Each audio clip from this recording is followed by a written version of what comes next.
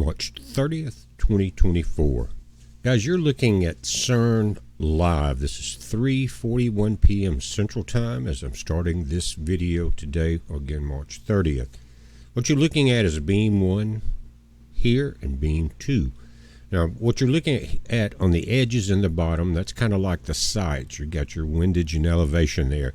What they want to do is when they get everything going full speed, and guys, they're already obtaining the 13.5 teraelectron volts that they've always gotten when they were at their high power. But they're trying to do a couple other things. But I've seen reports that they're looking for the guide particle. But guys, that's kind of old news. And one of the big reports that are out are saying that this is the first time in 2 years they cranked up. And I don't know where they're getting the information from, because we watch it every year, and it shuts down and coming into the winter, and then cranks back up in the spring.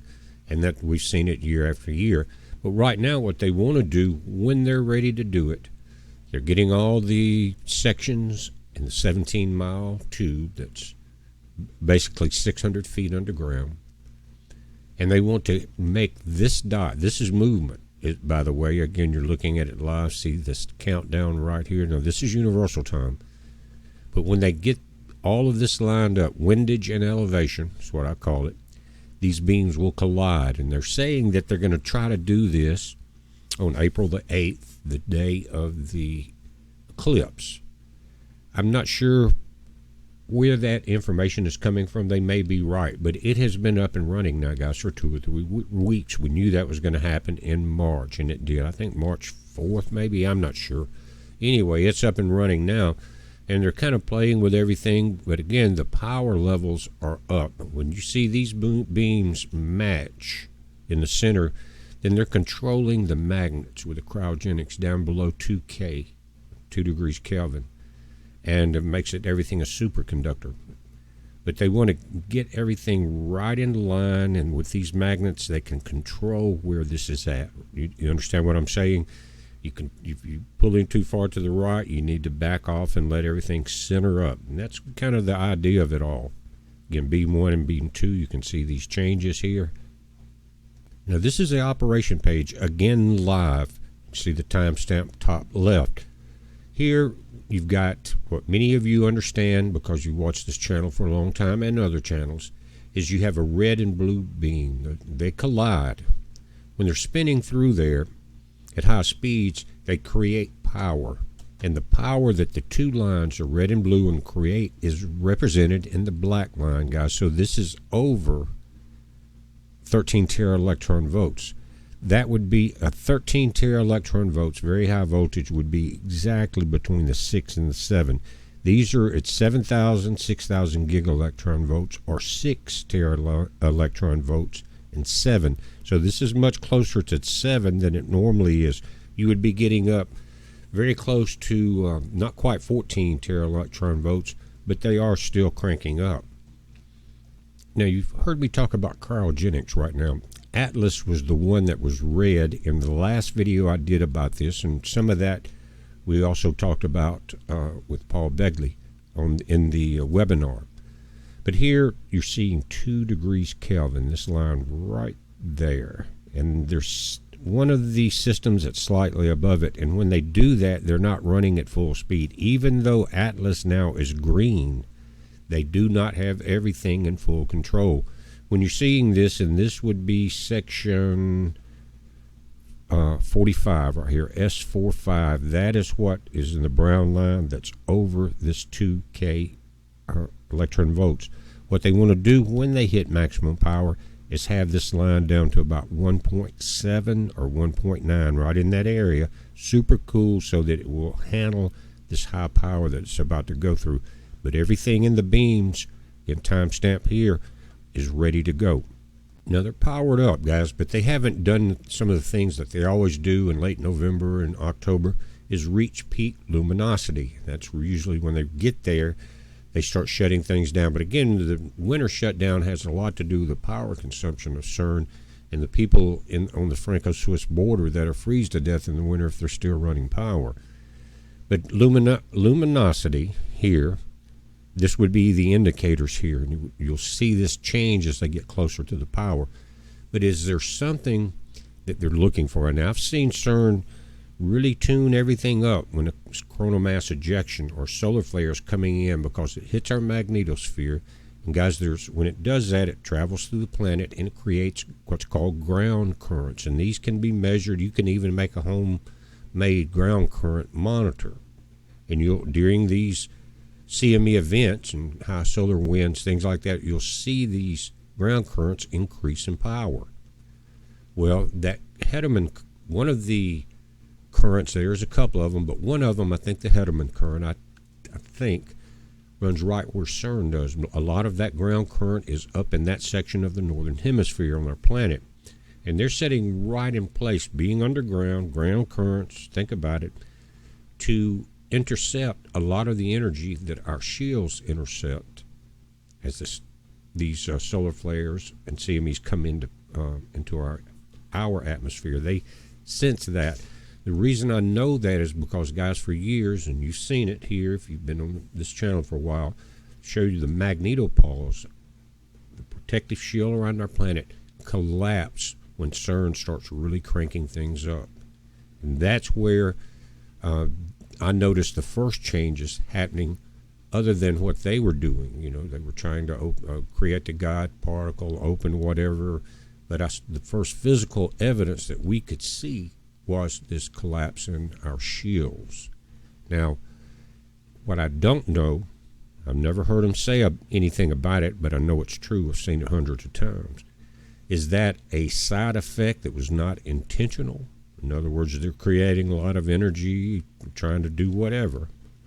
And that's because their magnetic field in this underground 17-mile core is 100,000 times stronger than the Earth's shields, our magnetopause. So it doesn't take them to crank up much to start affecting it.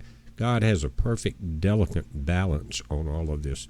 And of course, man, through fallen angel technology, can create instruments that can interfere, change that. But of course, no weapon formed against us will prosper. Not for long. Anyway, CERN is running now. Don't know, like some are saying, they're going to try to find the God particle on April 8th. But that's already been done, I think, like over a dozen years ago, maybe. Anyway, CERN is important because of what it does to our magnetosphere. How it will apply to the solar eclipse, I can't say. Will there be something we know the sun will be affected, right? But that will be a dimming effect almost, except for the very edges of the sun. Well, that intensity of that very edge that you can't look at. Now, the last solar eclipse that this one is crossing the path of, Tina and I had been in Roswell, New Mexico that night. And if you leave there going west like we were over towards Arizona, as you get into the mountains, there's a little house. It looks like a wagon train or a cattle drive type small building that's right there on the interstate. You guys seen it, I know you have. And the last time I was real disappointed because it's probably over 100 years old in that pass in the mountains, but some idiots had put graffiti all over it. But anyway, that's where we had stopped and watched the last one, right there at that point going into those New Mexico mountains. So this one's not going to cross there. It's going to be, I think, in Indiana, right? Now, I don't know what all will be happening. One thing that I think is important, National Guards are going to be on alert, put in place, and that could be for two reasons. They're concerned because the borders are wide open. We've got enemies around the planet. We have enemies inside the U.S. that have been coming in for decades back and forth that actually do not like this nation at all. So you've got a couple of scenarios there. One is that the National Guard, the extra security is there in case there's some type of event. But I do know that in the last time this happened, as far as a singular eclipse, the motels were booked up, there was no gas, no restaurants, there was no parking, and there was a lot of chaos and confusion because everyone wanted to rush into the zone where it's going to be a complete eclipse. Now, guys, in this day and time, that's not a very wise decision. to be in a place with a very large group of people anywhere, because we're just about to go into Passover, not the calendar Passover, but the celebrated Passover. And it appears that a lot of people hate that. It's a Christian tradition. I don't call it Easter because that's a pagan representation of it. But I think it's a day that Christians could be attacked. We're already seeing it and I said people on the inside. Today, Biden came out and they're going to call it National LGBT Day. Kamala Harris came out saying the same thing, praising it. They're not going to have any Christian symbols at the White House or any of that. So that just tells you the demonic nature of it. Now, it appears to me that the demons are they're rushing forward suddenly. You know what I mean? Like they know their time is limited and they've got to do as much destruction as they can. And when you see some of them grin when they talk about that, you can almost see they're scared to death. When some people will grin in fear or smile just to try to beat it back. And I'm seeing that with both of the people I just mentioned.